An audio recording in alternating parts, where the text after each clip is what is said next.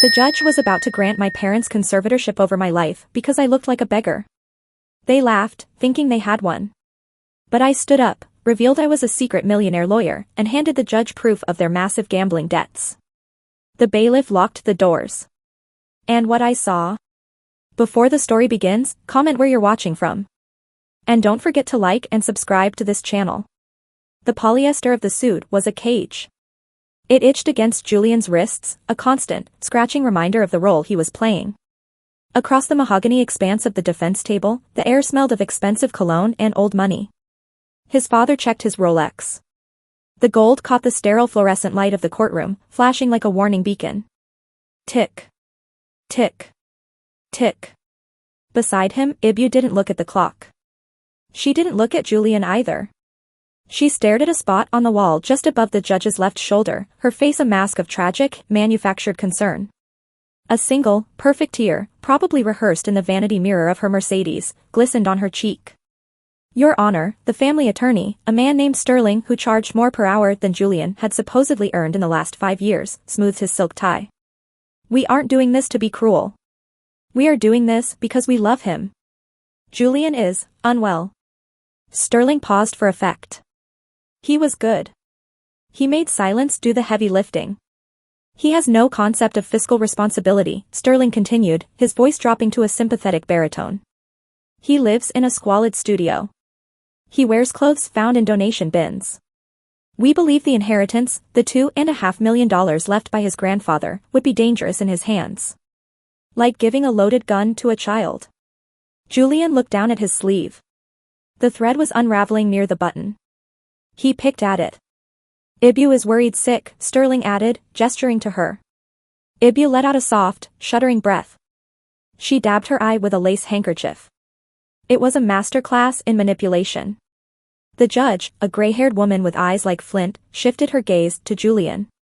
She looked tired. She had seen 1,000 drug addicts and burnouts trying to burn through family fortunes. She saw the frayed suit.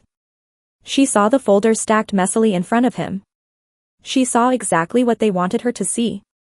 Does the respondent have counsel? The judge asked. Her voice was dry, bored. Sterling smirked. It was small, barely a twitch of the lip, but Julian saw it. We offered to pay for one, Your Honor. He refused. He insisted he could handle this himself. Another symptom of his delusions of grandeur. Julian's sister, sitting in the gallery behind their parents, shifted in her seat. She looked nervous, eyes darting around like a trapped CET in a cage. She knew. Or at least, she suspected that the stillness in Julian wasn't incompetence. It was waiting. Mr. Vance, the judge addressed Julian directly. This is a serious petition. A conservatorship strips you of your fundamental rights. Do you understand that? Julian stopped picking at the loose thread. He placed his hands flat on the table. The vibrations of the room seemed to stop. I understand perfectly, Julian said. His voice wasn't the trembling whisper of a broken man. It was resonant. Controlled. Ibu finally looked at him. Her brows knitted together. The script was changing, and she didn't have the new pages. Then where is your lawyer? The judge pressed, leaning forward. I cannot in good conscience let this proceed if you are unrepresented and mentally compromised.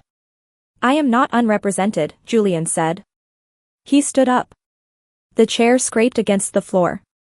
A harsh, ugly sound that cut through the polished atmosphere.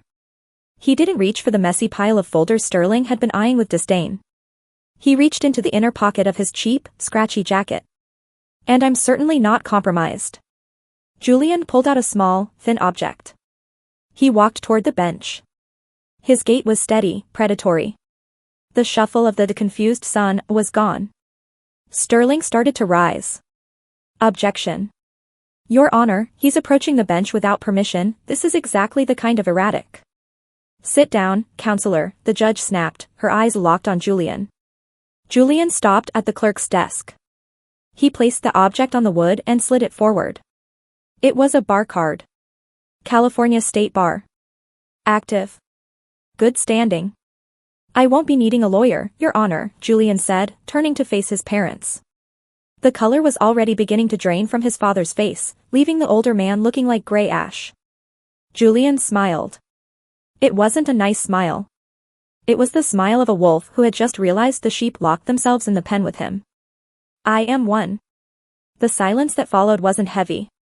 It was suffocating. And I'd like to submit my first piece of evidence, Julian said, locking eyes with Ibu. It concerns the $70,000 missing from the estate account. The money you thought I was too stupid to count. Ibu stopped crying. Her mouth opened, but no sound came out. The judge picked up the card, looked at it, and then looked at Sterling. A small, terrifying grin touched the judge's lips. Proceed, Mr. Vance. The silence in the courtroom wasn't empty, it was heavy enough to break ribs. Sterling stared at the bar card on the judge's bench. His mouth, previously a fountain of expensive rhetoric, hung open slightly. A fly could have buzzed in and nested there, and he wouldn't have noticed. A lawyer, Sterling whispered. The word tasted like ash. Ibu didn't whisper. She gasped. It was a wet, ragged sound, the noise a drowning swimmer makes when the water finally wins. Her hand shot out and gripped Julian's father's forearm. Her nails, manicured to lethal red points, dug into the expensive wool of his suit. Julian watched the fabric bunch and twist.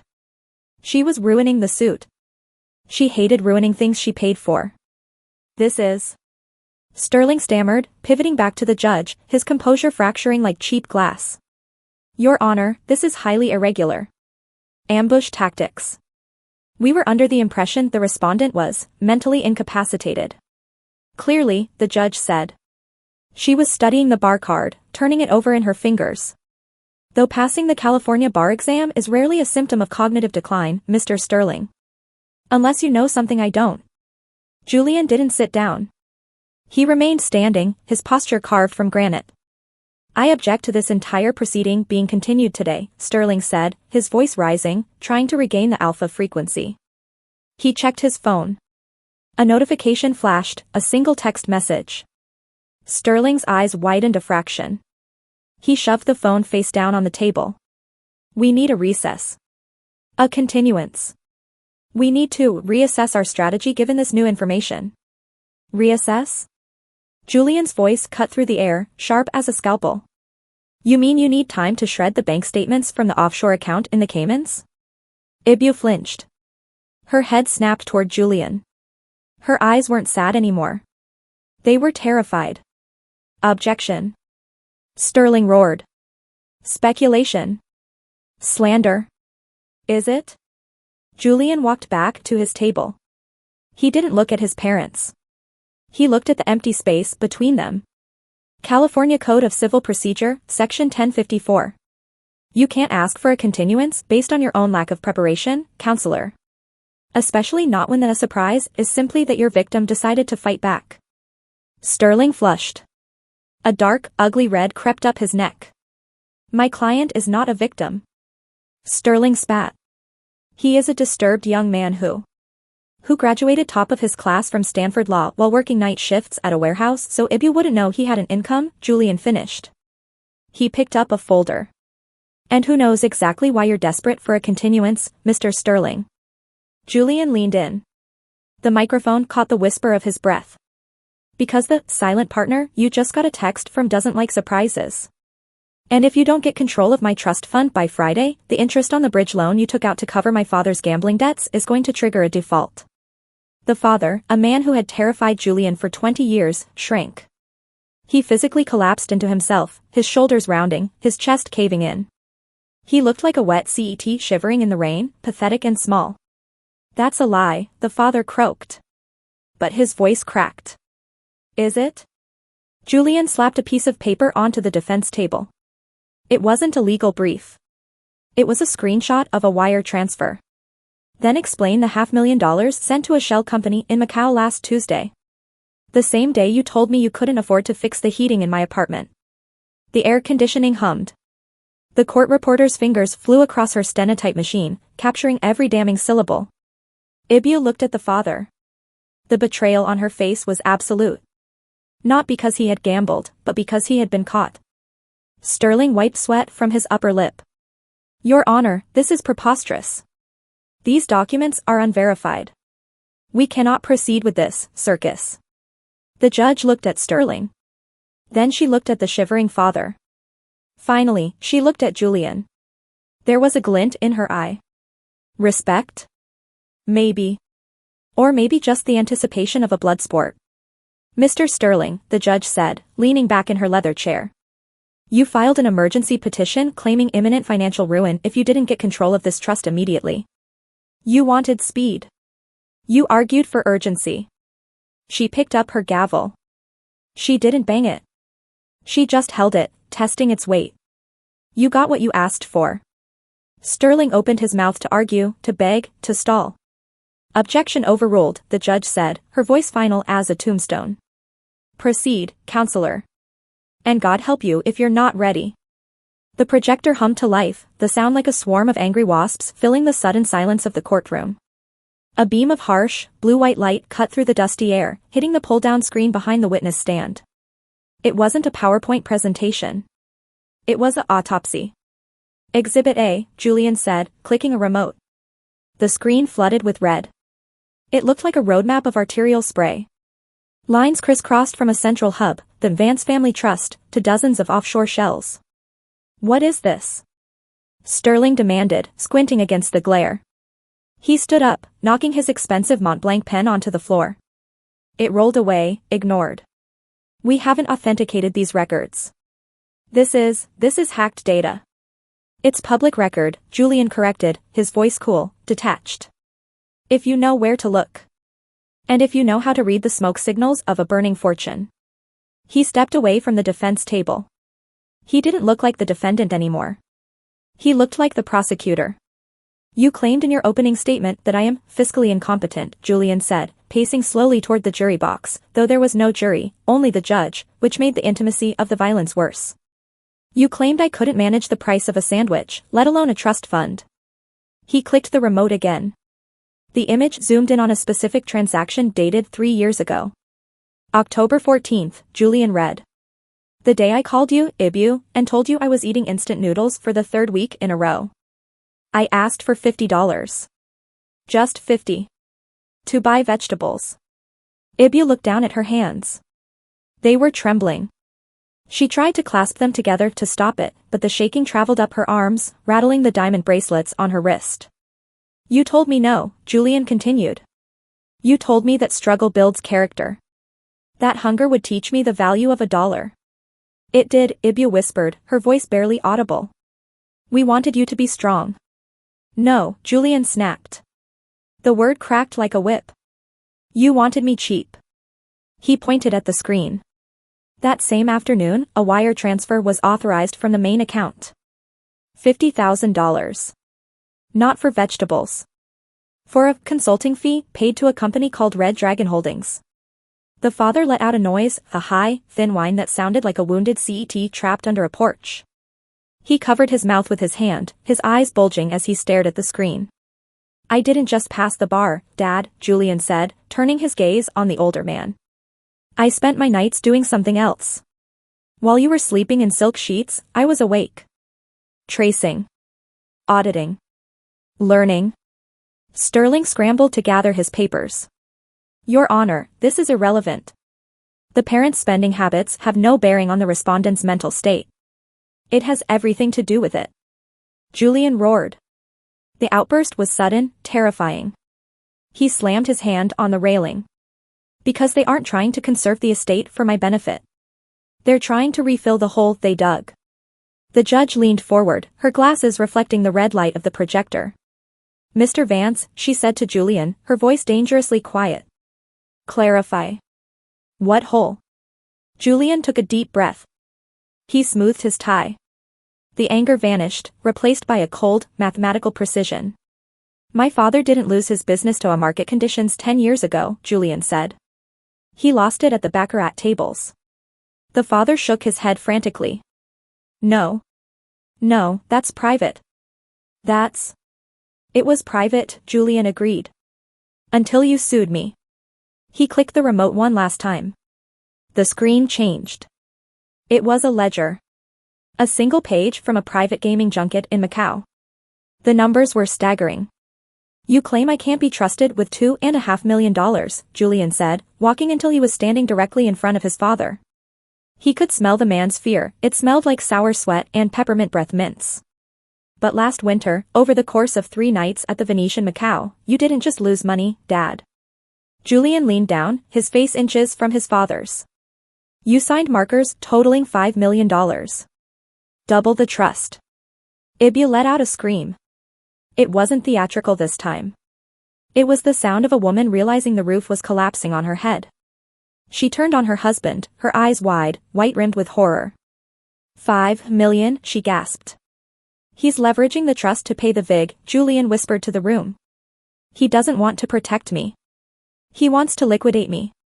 The father looked up. His eyes were wet, red, and pleading. Julian, please. They'll break my legs. Julian straightened up. He looked at the judge. He's right about one thing, Your Honor. Someone in this family is financially incompetent. But it isn't me. Sterling froze. The text message he had received earlier suddenly made sense. The silent partner wasn't a bank. It was a loan shark. And they were in a court of law. This court is in recess, the judge said, slamming the gavel down so hard the wood handle cracked. Chambers. Now. All of you. But as Julian turned to grab his files, he saw his sister. She hadn't moved. She hadn't gasped. She was smiling.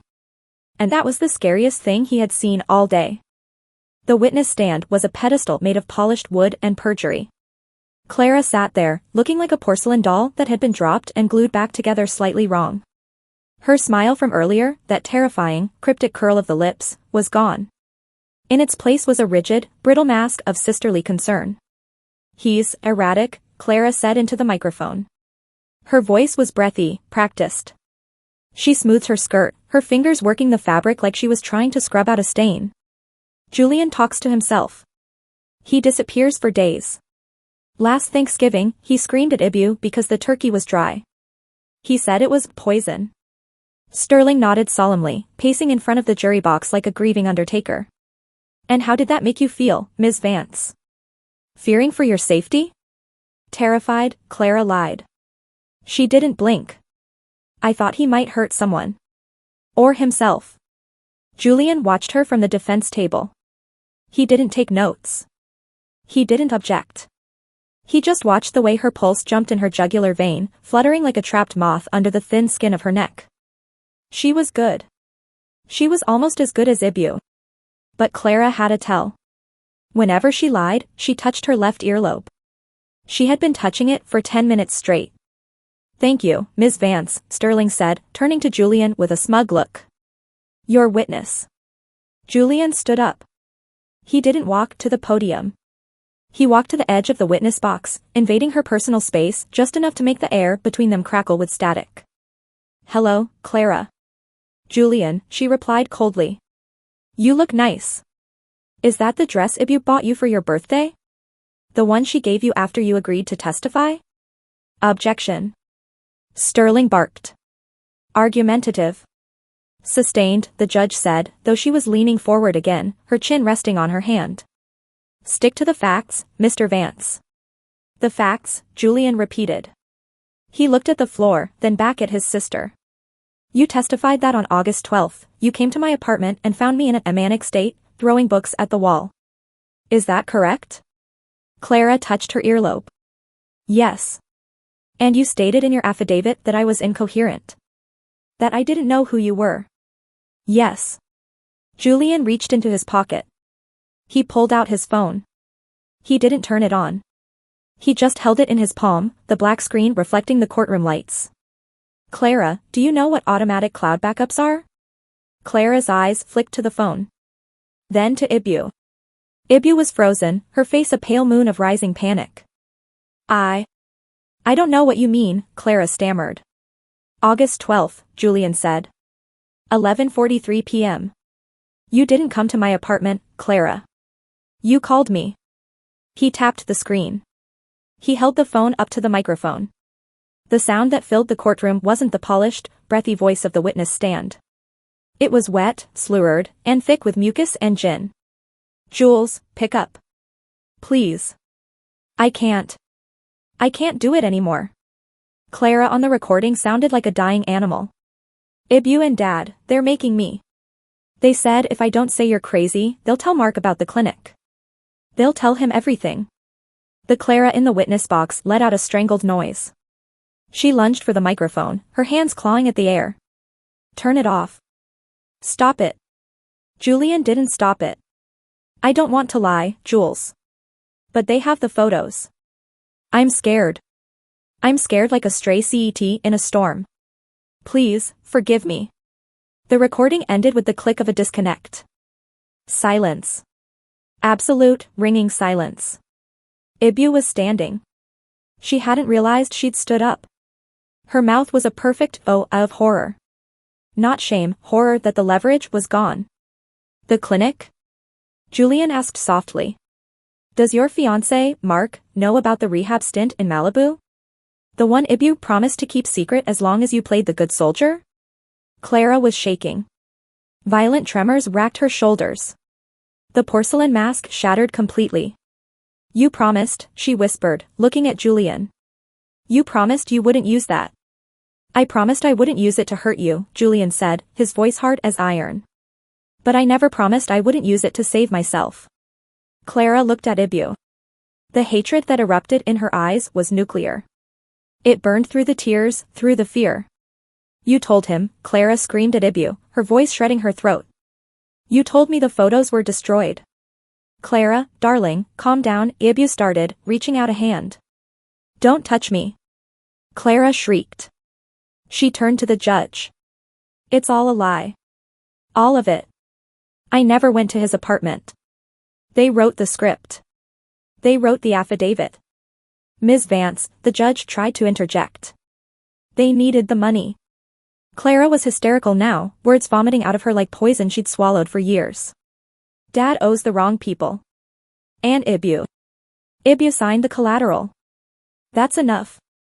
Sterling roared, trying to physically block the view of the witness. But Clara wasn't done. She looked at Julian, her eyes wild, pleading, and terrified. But Jules, it's not just the gambling debts, she sobbed, her body collapsing against the railing. It's what they did to get the initial loan. The collateral wasn't the house. She took a ragged, trembling breath. The collateral was you. Julian froze. What does that mean? Clara opened her mouth to answer, but before she could speak, the double doors at the back of the courtroom burst open. Two men in dark suits walked in.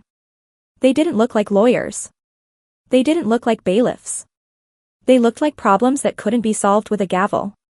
And for the first time since this nightmare started, Julian felt the cold, metallic taste of fear flood his mouth. The bailiff moved to intercept the two men at the back of the room, but they simply sat down in the last row. They moved with the synchronized, fluid menace of sharks entering a wading pool. They crossed their legs. They waited. Sterling saw them. His skin, previously flushed with anger, turned the color of old curdled milk. He knew who they were. Mr. Sterling? The judge's voice was a whip crack. Your witness has just accused your clients of fraud, coercion, and using their son as human collateral. Do you have a response, or should I call the district attorney right now? Sterling looked at the men in the back. Then he looked at Julian. He was cornered. A rat in a trap will bite anything, even steel. The girl is hysterical, Sterling stammered, pointing a shaking finger at Clara, who was sobbing into her hands. She's clearly having an episode. And as for the respondent. Sterling pivoted to Julian, desperate to shift the narrative. He grabbed the lapel of Julian's fraying, oversized suit jacket. Look at him. Sterling shouted. Forget the law degree. Look at the man. He wears rags. He lives in a 400-square-foot box above a laundromat. He eats instant ramen. Even if he is a lawyer, he is mentally unstable. What kind of sane millionaire lives like a beggar? It was a good question. It was the question that had made the family court petition plausible in the first place. Julian looked down at Sterling's hand touching his jacket. He brushed it off as if it were a piece of lint. You judge a book by its cover, Sterling, Julian said softly. That's why you're losing. Julian unbuttoned the single, loose button of the polyester jacket. He shrugged it off. The cheap fabric pooled onto the floor. He didn't pick it up. Underneath, the transformation was physical, almost violent in its contrast. The shirt he wore wasn't from a discount bin. It was white, crisp, and tailored to within a millimeter of his life. The cuffs were French, fastened not with buttons, but with platinum links that caught the courtroom light. He looked like a CEO. He looked like a killer. I don't live in a studio because I'm broke, Julian said, his voice rising, filling the room. And I don't wear this costume because I'm crazy. He walked back to his table. He picked up the last folder. It was thin. Black. I wear it to see who people really are when they think I have nothing. He tossed the folder onto the judge's bench. It slid across the wood and stopped inches from her gavel. My tax returns from last year, Julian stated. The judge opened the folder. Her eyes scanned the first line. Then the second. She stopped. She blinked, once, slowly. She looked up at Julian, then back at the paper, as if the numbers might rearrange themselves. Mr. Vance, the judge said, her voice missing its usual authority. Is this accurate? Audited and paid, Julian replied. $32 million, the judge read aloud. The courtroom gasped. It was a collective intake of breath that sucked the oxygen out of the air. Ibu grabbed the edge of the table. Her eyes rolled back slightly, then snapped forward, fixated on Julian with a new, terrifying hunger. 32, the father whispered. But, the trust is only 2.5. The trust is pocket change, Julian said, turning to his parents. While you were gambling away your inheritance, I was building algorithms. High-frequency trading software. I licensed it to Wall Street 3 years ago. He took a step toward them. I have 10 times the money you do. I could buy your debt. I could pay off the men sitting in the back row right now. Sterling looked at the back row. The men hadn't moved. But they were listening. But I won't, Julian said. Julian, Ibu pleaded, her voice cracking into a desperate, sickening sweetness. She reached out a hand, the same hand that had signed the petition to lock him away. Darling. We're family. We made a mistake. We were just worried. You weren't worried, Julian corrected. You were hungry. He looked at the judge. They claimed I was incompetent to manage money. I submit that a man who turns 0 into 30 million is plenty competent. And a man who wears a mask of poverty to protect himself from his own parasitic family isn't crazy. Julian paused. The silence stretched, tight as a piano wire.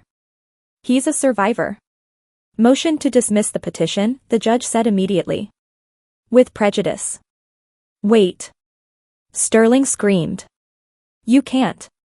Dismissed. The gavel banged down. And Mr. Sterling, I'm referring you to the ethics board. The noise of the courtroom exploded. Ibu was crying, reaching for Julian. The father was slumped over, catatonic. But Julian wasn't looking at them. He was looking at the back of the room. The two men stood up. They adjusted their jackets. They weren't looking at the father anymore. They were looking at Julian. One of them nodded. A slow, respectful nod. Then, the doors swung open again. A police officer entered, looking breathless. He held a plastic bag. Inside was a small, orange pill bottle. Your Honor, the officer shouted over the noise. We found this in Mr. Vance's car in the parking lot. Heroin. The room froze again. Sterling smiled. It was the smile of a man who had set a trap hours ago and forgot about it until the snap. Well, Sterling hissed, smoothing his tie. Rich or not, drug addicts don't keep custody of their assets, do they? Julian looked at the bag. He didn't panic. He checked his watch. Right on time, he muttered. He looked at his father. You really shouldn't have worn that ring last night, Dad. The plastic bag thudded onto the defense table like a dead bird. Inside, the orange pill bottle rolled once and stopped, the label scraped off, the contents rattling with a sinister, dry sound. Heroin, Sterling announced, the word dripping from his lips like honey. Or perhaps fentanyl. We'll let the lab decide. The courtroom, which had just been ready to crown Julian king, tilted on its axis. The air pressure dropped. The smell of victory soured instantly into the metallic tang of a jail cell. Ibu brought a hand to her mouth. Oh, my poor boy, she wailed, pitching her voice for the back row. We tried to get him help. We knew he was using again. Again? Julian didn't look at the bag. He looked at the police officer who had burst in. The man was sweating. His eyes darted to Sterling, then to the floor. I've never used a drug in my life. And you know it.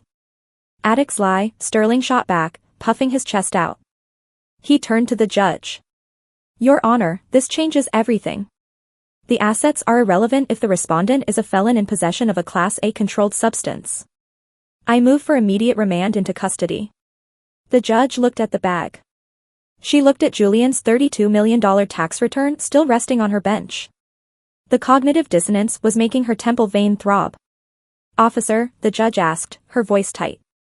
Where exactly was this found? Under the passenger seat of Mr. Vance's sedan, Your Honor, the cop recited, too quickly. Plain view. We got an anonymous tip. An anonymous tip, Julian repeated. He laughed. It was a dry, hollow sound. Let me guess. The tip came in at 8:45 a.m.? Just before court started? The officer blinked. I'd have to check the log. Don't bother. Julian walked over to his laptop. He didn't ask for permission this time. He just plugged the HDMI cable back in.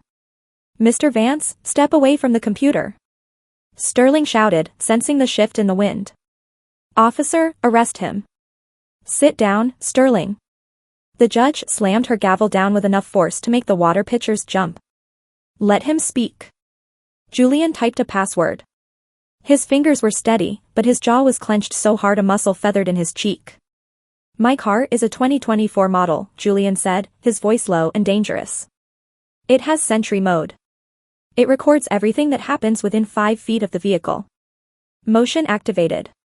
On the large projector screen, a video file appeared. It was black and white, grainy night vision footage. Timestamp, last night. 11:30 p.m., Julian narrated. On screen, a figure approached Julian's car. The figure was wearing a hoodie, pulled low. He looked nervous. He looked around the empty parking lot, moving with the jerky, paranoid twitch of a stray CET in an alleyway. The figure used a slim gym tool to pop the lock. It took him 3 tries. He opened the door, leaned in, and planted something under the seat. You can't see his face. Sterling yelled triumphantly. That could be anyone. That could be Julian himself. Watch the hand, Julian commanded. He tapped a key. The video froze. He zoomed in. The resolution sharpened. The figure's hand was resting on the door frame to steady himself. On the ring finger, a large, gaudy signet ring caught the reflection of a street lamp. It flared white in the night vision. It was a custom ring. Gold. A lion holding a ruby. The entire courtroom turned their heads in unison. They looked at the defense table. Julian's father was trying to take the ring off. He was tugging at it frantically, his knuckles white, sweat greasing his forehead. But the ring was tight. His fingers were swollen from salt and stress. It wouldn't budge. Dad, Julian said softly. The father froze. He looked up. His eyes were wide, wet, and terrified.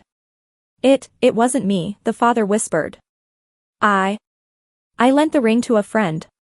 A friend who also has your walk? Your height. Your limp in the left leg? Julian pointed to the screen as the figure walked away, favoring his left knee, the same knee his father had surgery on 2 years ago. Ibu stood up slowly. She looked at the screen. Then she looked at her husband's hand. You idiot, she hissed. It wasn't a whisper. It was a verdict. You absolute, incompetence idiot. Ibu, the father pleaded. Sterling said it would work. He said it was the fail-safe. Sterling froze. The judge slowly took off her glasses. She placed them on the bench. She looked at the police officer, who was now inching toward the exit. Bailiff, the judge said. Her voice was terrifyingly calm. Lock the doors. The heavy wooden doors boomed shut. The lock clicked with the finality of a guillotine blade. Nobody leaves this courtroom, the judge continued, her eyes burning into Sterling and the father.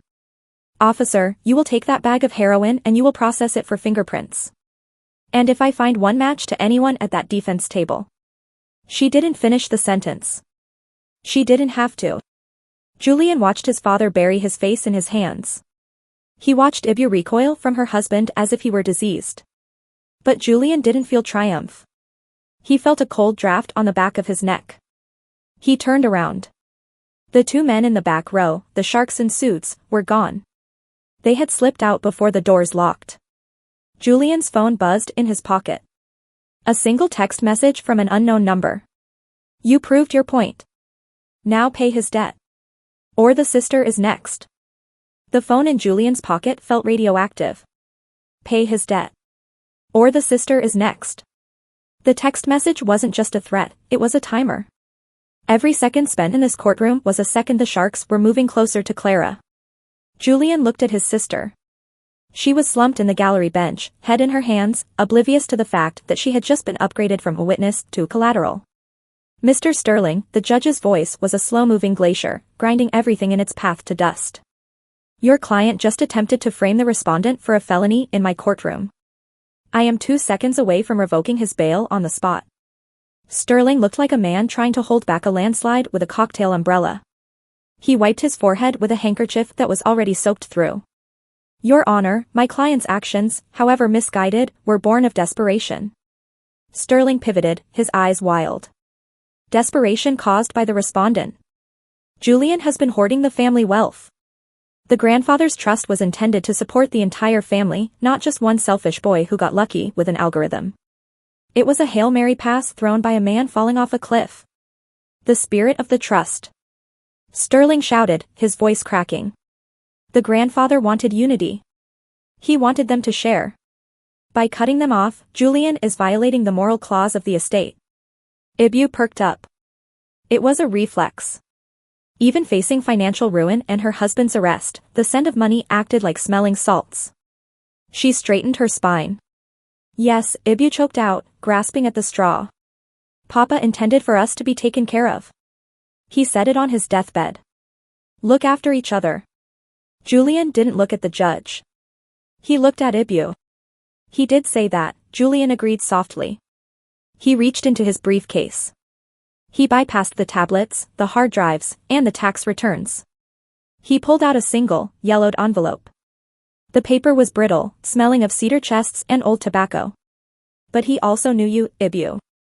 Julian walked to the center of the room. The silence was absolute. Even the stenographer stopped typing for a heartbeat. Grandpa didn't trust you, Julian said. He watched you spend. He watched Dad gamble. He watched you treat me like a stray CET you forgot to feed. So, the week before he died, he added a codicil. A secret amendment. Sterling's eyes narrowed. We saw the will. There was no amendment. There was, Julian said. It was sealed. To be opened only in the event of a legal challenge to the trusteeship. He handed the yellowed document to the judge. The judge put her glasses back on. She handled the paper delicately, as if it were a bomb. Which, in a way, it was. Read the highlighted paragraph, Your Honor, Julian said. The in terrorem clause. The judge read it silently first. Her eyebrows shot up into her hairline. She looked at Ibu with a mixture of pity and disbelief. Read it aloud, please, Julian requested. The judge cleared her throat. If any beneficiary under this will, the judge read, her voice ringing off the walls, challenges the appointment, competency, or authority of the primary trustee, Julian Vance, without successful proof of fraud. The judge paused. She looked directly at the father, who was still rubbing his ring finger. Then that beneficiary shall be deemed to have predeceased me. Their share of the estate shall be forfeited in its entirety and redistributed to the primary trustee. The air left the room. It wasn't a silence. It was a vacuum. Forfeited? Ibu whispered. The word sounded foreign in her mouth. But, our stipend. The house. The cars. Gone, Julian said. He wasn't smiling.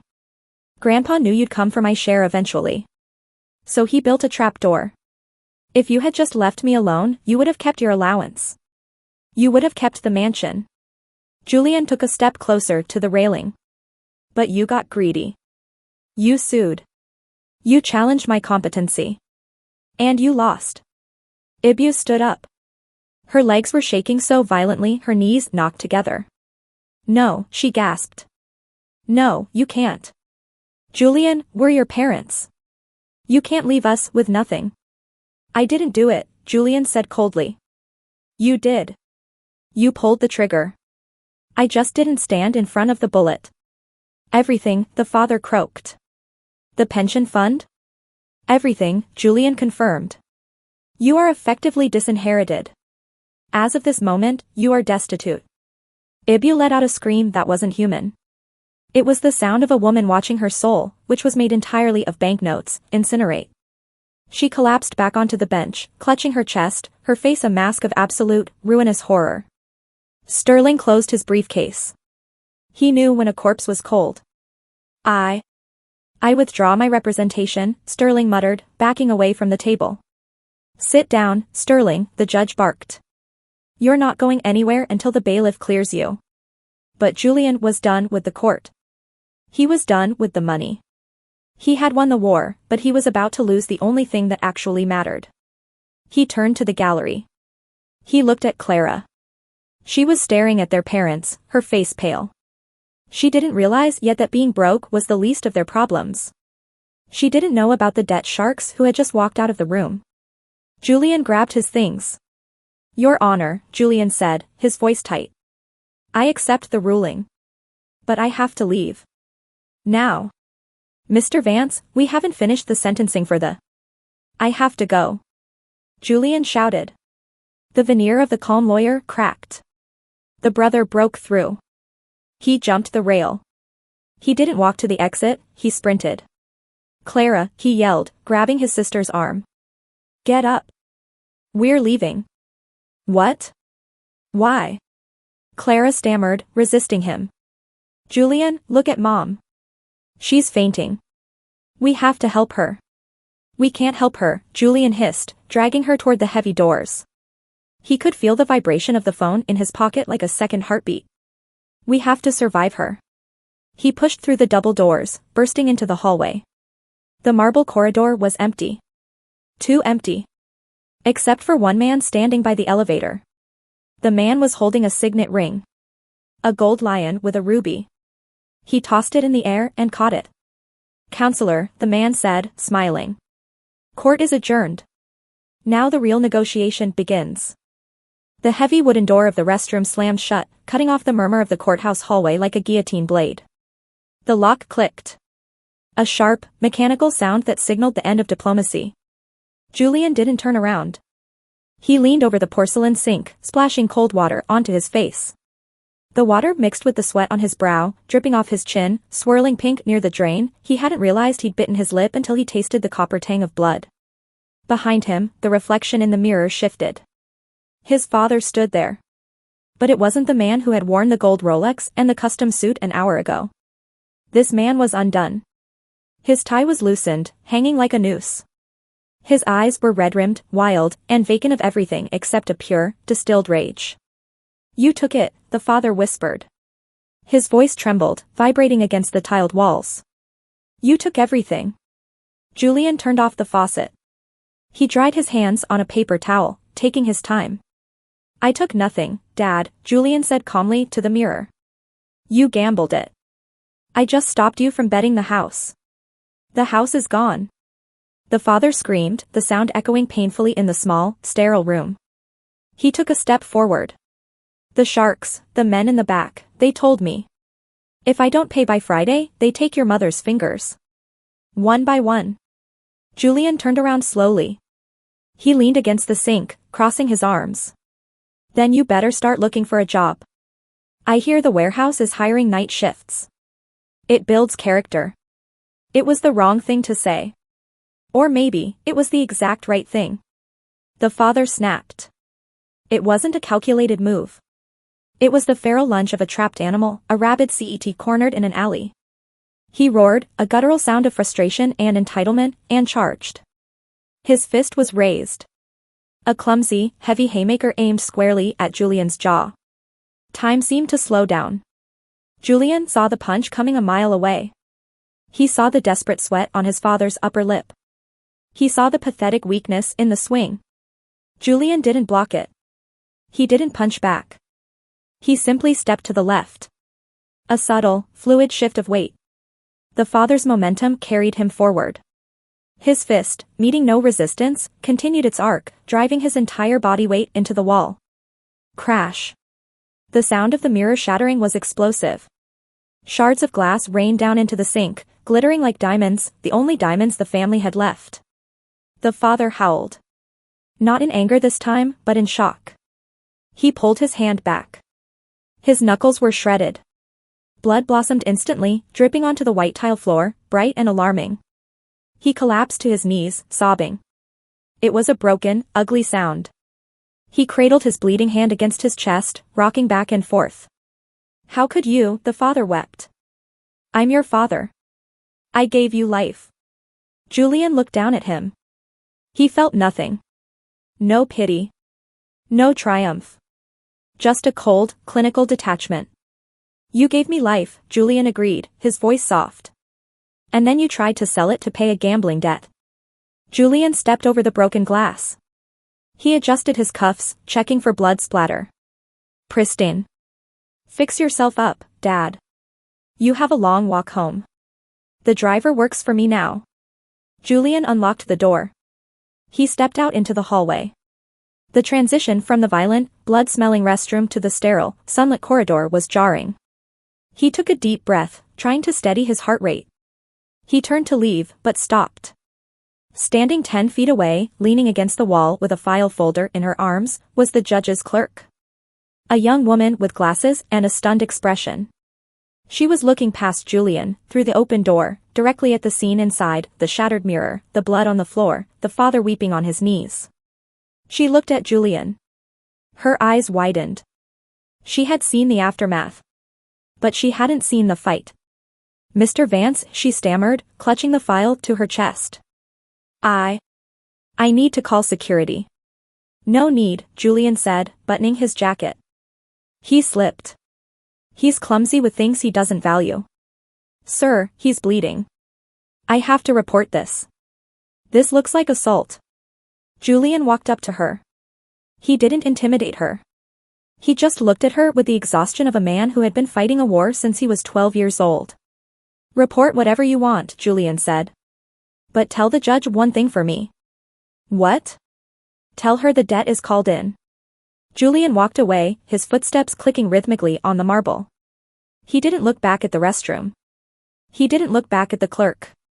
He pulled out his phone. He had to find Clara.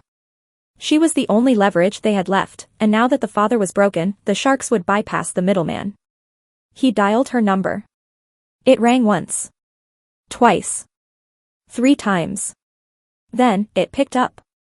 But it wasn't Clara's voice. Hello, counselor, a deep, gravelly voice answered. The voice of the man from the back of the courtroom. Your sister has a lovely car. But the brakes, they sound a little loose. Julian stopped walking. The blood in his veins turned to ice. If you touch her, Julian whispered, I will burn your world down. You have the money, the voice said. Bring the 32 million to the docks. Midnight. Come alone. Or the next time you see her, she won't be in a car. She'll be under it. The line went dead. The speedometer of the Tesla Plaid hit 120 miles per hour, blurring the highway lights into a continuous, screaming ribbon of neon. Julian didn't feel the speed. He only felt the vibration of the steering wheel in his hands, a hum that traveled up his arms and settled in his chest, matching the frantic rhythm of his heart. His phone buzzed. It wasn't the kidnapper. Caller ID, Ibu. He shouldn't answer. He should throw the phone out the window. But some instinct, a twisted, masochistic reflex, made him tap the speaker button. Julian. Ibu's voice filled the cabin, shrill and tinny. The accounts are frozen. The black card was declined at the pharmacy. I needed my Xanax. Do you have any idea how embarrassing that was? Julian laughed. It was a jagged, ugly sound, sharp enough to cut glass. Clara has been kidnapped, Ibu, Julian said, swerving around a semi-truck, the tires shrieking in protest. What? Ibu paused. Don't change the subject. Your father is bleeding in the bathroom, muttering about mirrors, and I am standing here with a declined card. You need to fix this. The trust. Ibu, Julian interrupted, his voice dropping to a whisper that was louder than the wind rushing past the window. If I don't get to the docks in 10 minutes, Clara dies. And you're worried about pills? Well, Ibu stammered, her narcissism fighting a losing battle with reality. She shouldn't have gone to the hearing. I told her it was a bad idea. She always was dramatic. Click. Julian ended the call. He didn't hang up on his mother. He hung up on his past. The navigation system chirped. Destination reached, Port of Los Angeles, Terminal 4. He slammed the brakes. The car skidded across the gravel, dust billowing up in a choking cloud. The smell of the ocean hit him instantly, not the fresh, clean scent of a vacation, but the heavy, rotting stink of dead fish, diesel fuel, and rust. He stepped out. The wind was cold, biting through his tailored shirt. He opened the trunk. He didn't take a gun. He took a laptop bag and a single, heavy briefcase. He walked toward the towering stacks of shipping containers. Shadows stretched long and distorted under the harsh halogen floodlights. A movement near his foot made him stop. A stray CET, mangy and missing half an ear, hissed at him from behind a rusted oil drum. Its ribs showed through its matted fur. It was eating the head of a rotting fish, desperate and vicious. Smart CET, Julian muttered. Eat or be eaten. He rounded the corner of a red container. There they were. 3 SUVs parked in a semicircle, headlights blazing. In the center, tied to a wooden chair, was Clara. Her mouth was duct-taped. Her mascara had run down her face in black rivulets. She looked small. Broken. Standing next to her was the man from the courtroom. The shark. He held a gun casually, pointing it at the ground, but his finger was on the trigger. Right on time, counselor, the shark smiled. His teeth were too white for a place this dirty.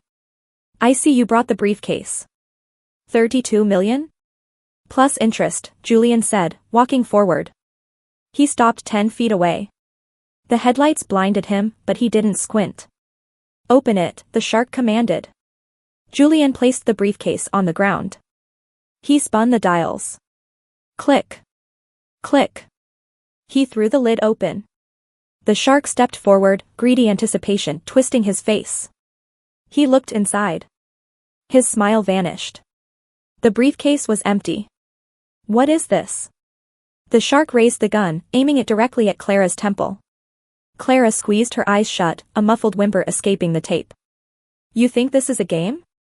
I'll blow her brains out right now. It's not empty, Julian said calmly. He tapped the side of his head. The currency just changed. He opened his laptop bag, pulling out a tablet. The screen glowed blue against his face. You wanted my 32 million because my father owes you 5, Julian said, his voice steady, projecting over the wind. But you made a mistake. You assumed my money was sitting in a vault. It's not. It's in algorithms. It's in data. Kill her, the shark ordered his men. The 2 goons behind him raised their weapons. I wouldn't do that, Vargas, Julian said. The shark froze. How do you know my name?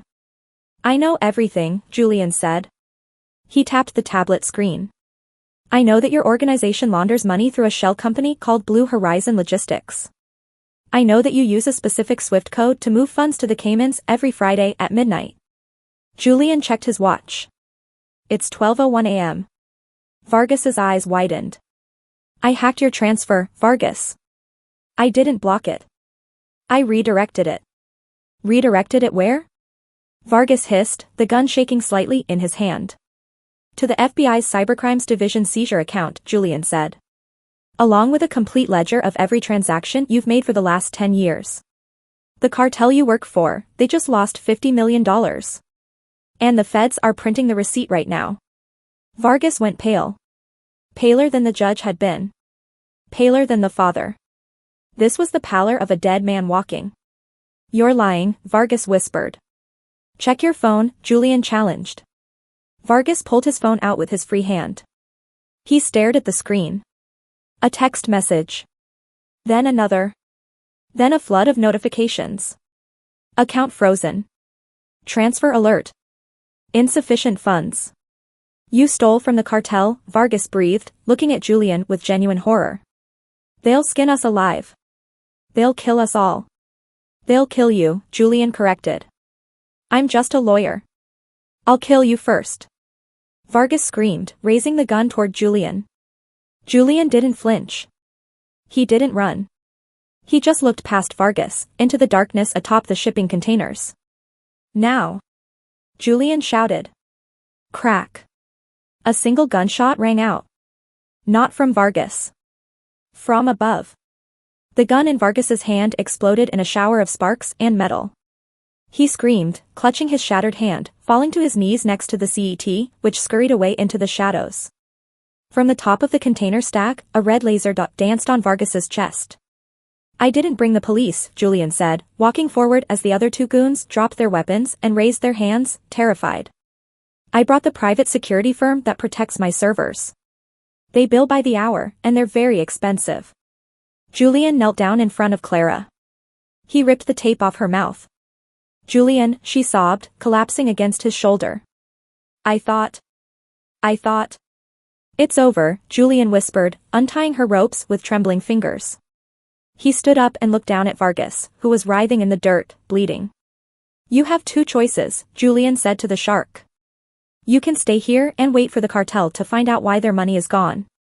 Or you can turn state's witness and beg the FBI for protection. Julian kicked the empty briefcase toward him. I suggest you start running. He pulled Clara up. She was shaking, unable to walk. He lifted her into his arms.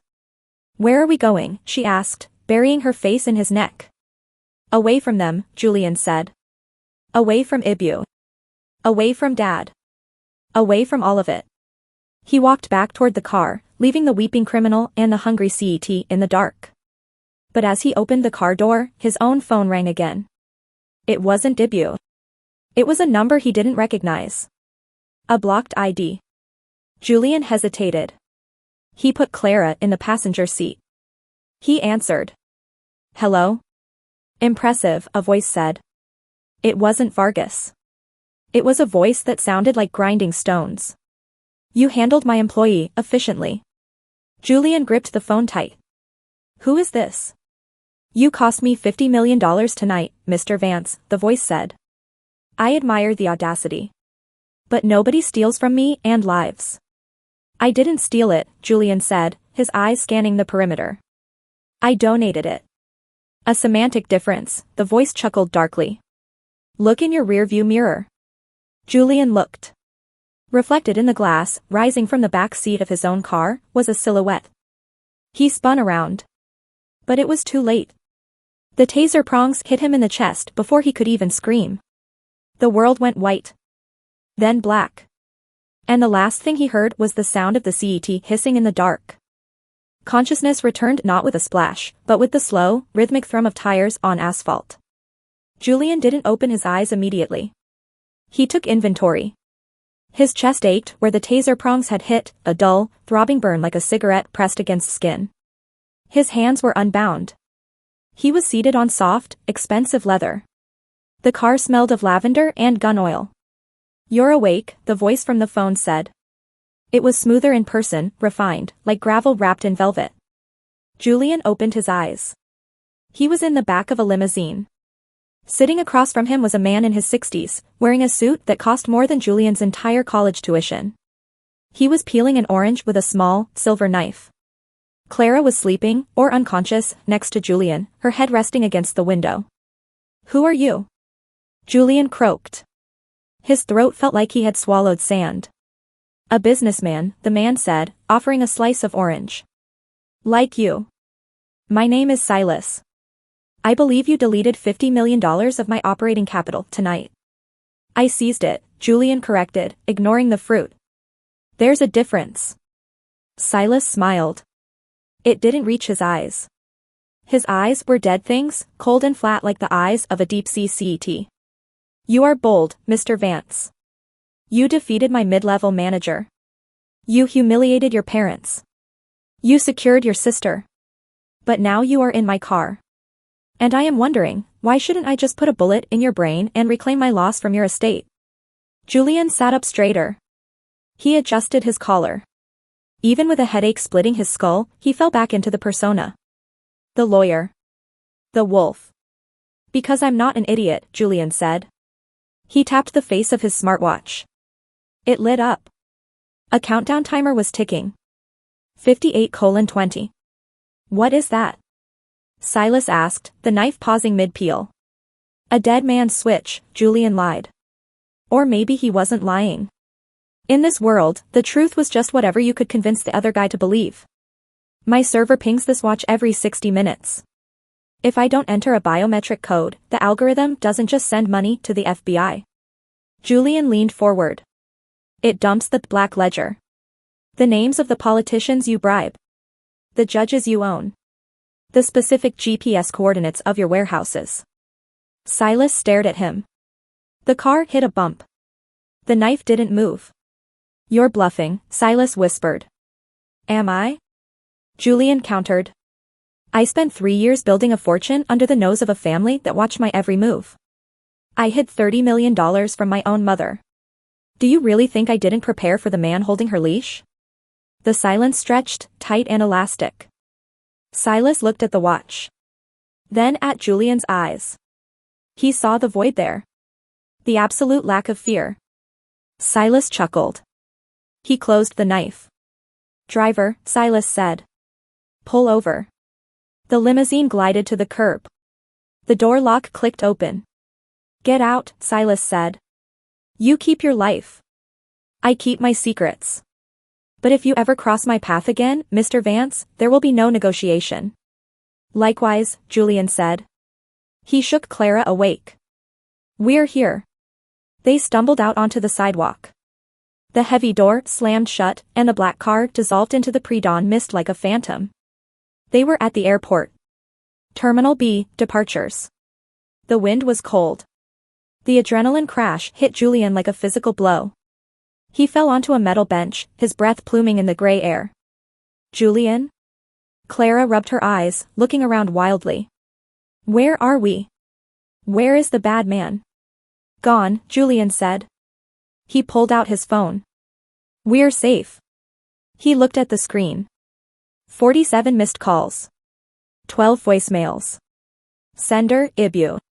He pressed play on the last voicemail. Julian. Pick up. The police are here. They're taking your father. They're putting him in handcuffs. You have to fix this. You're a lawyer. Do something. We are your family. Her voice was a shriek of entitlement, devoid of any realization of what she had done. She didn't care that Clara had been kidnapped. She didn't care that Julian had almost died. She only cared that the handcuffs were tight and the neighbors were watching. Julian looked at Clara. She was shivering, hugging herself, looking at him with wide, trusting eyes. What do we do now? Clara whispered. Do we go home? No, Julian said. He stood up. He walked over to a trash can. He took off the expensive, tailored jacket, the armor he had worn to win the war. He looked at it for a second. It was stained with sweat and the dust of the shipping yard. He dropped it into the bin. It landed on top of a discarded coffee cup and a newspaper. Julian? He looked at his phone one last time. He didn't scream. He didn't cry. He simply tapped the screen. Block caller. Delete contact. He did the same for his father. Then, he opened his banking app. He transferred $5 million into a new account under Clara's name. Go inside, Julian said, handing her his credit card. Buy a ticket to anywhere you want. Paris. Tokyo. Rome. Don't tell me where. Just go. But, what about you? Clara asked, tears welling up. You're coming, right? Julian shook his head. He looked at the sunrise bleeding over the horizon, painting the sky in bruises of purple and gold. I have work to do, Julian said. I have a lot of money. And I have a lot of enemies. But you'll be all alone, Clara sobbed, reaching for his hand. Julian pulled back gently. He looked at a stray CET that was weaving through the legs of travelers near the sliding doors. The creature was sleek, well-fed, and moved with a solitary purpose. It didn't need a pack. It didn't need a master. I've always been alone, Clara, Julian said softly. I just finally stopped pretending I wasn't. He turned his back on the terminal. He turned his back on the family name. He walked toward the taxi stand. Where to? The driver asked as Julian slid into the back seat. Julian looked out the window at the empty road stretching ahead. A blank canvas. A terrifying, beautiful void. Drive, Julian said. Just drive. The car pulled away. The phone in his pocket remained silent. And for the first time in his life, the silence wasn't a punishment. It was a reward. The end.